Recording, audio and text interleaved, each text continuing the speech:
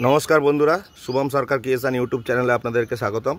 आज के एसेছি যে ভ্লগটা নিয়ে সেটা হচ্ছে পদ্ম গাছ। এই যে দেখতে পাচ্ছেন পদ্ম চারা। তো আমি এইগুলো দানা থেকে তৈরি করিনি, এইগুলো আমি একজনকে দিয়ে তুলিয়েছিলাম যেখানে পদ্ম গাছ আছে সেই তার গোড়া থেকে খুব সুন্দর গাছ হয় এবং ফুলও হয়। তো এই যে দেখতে পাচ্ছেন গোড়া একটা আছে, দুটো আছে, তিনটে আছে, চারটে আছে, পাঁচটা আছে।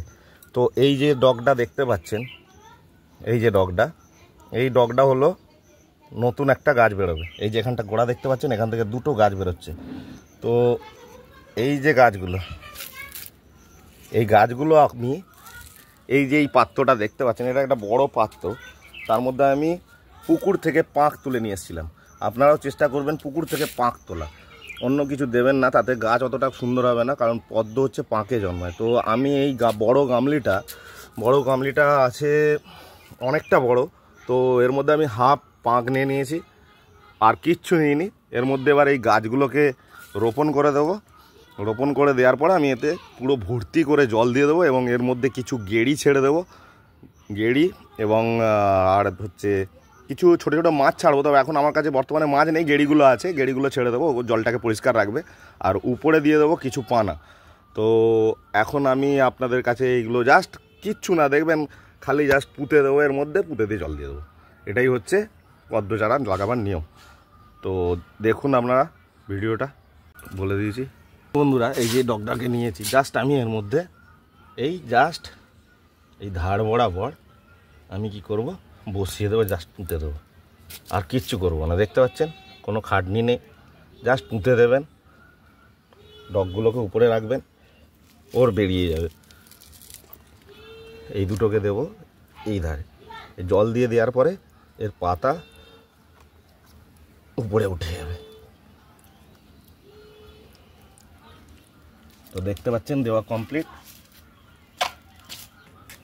এই যে বন্ধুরা দেখুন দেশি গেড়ি, তো এইগুলো ছোট গেড়ি, এরা বড় হবে। আমি এর মধ্যে ছেড়ে দেবো যাতে জলটাকে পরিষ্কার রাখে। আপনারাও করবেন, যদি গেড়ি পান অবশ্যই তার মধ্যে ছেড়ে দেবেন, এরা জলটাকে পরিষ্কার রাখবে। তো আমি দেবো নিয়ে এসেছি, এবার জল দিয়ে দেবো এর মধ্যে। দেখুন আমি এই পাতাটার উপরে ঢালছি, কারণ পাঁকটা যাতে না গর্ত হয়ে যায় একটা জায়গায়।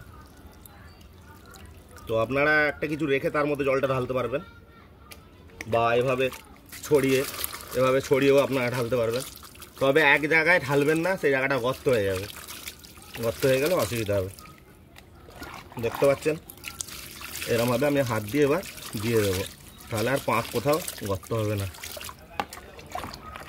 আপনারাও হাত দিয়েই দেবেন, সবচেয়ে ভালো হবে। এরমভাবে হাত দিয়ে চিড়িয়ে দিয়ে দেবেন, ডাইরেক্ট জল দেবেন না, তাহলে ওই গর্ত হয়ে যাবে।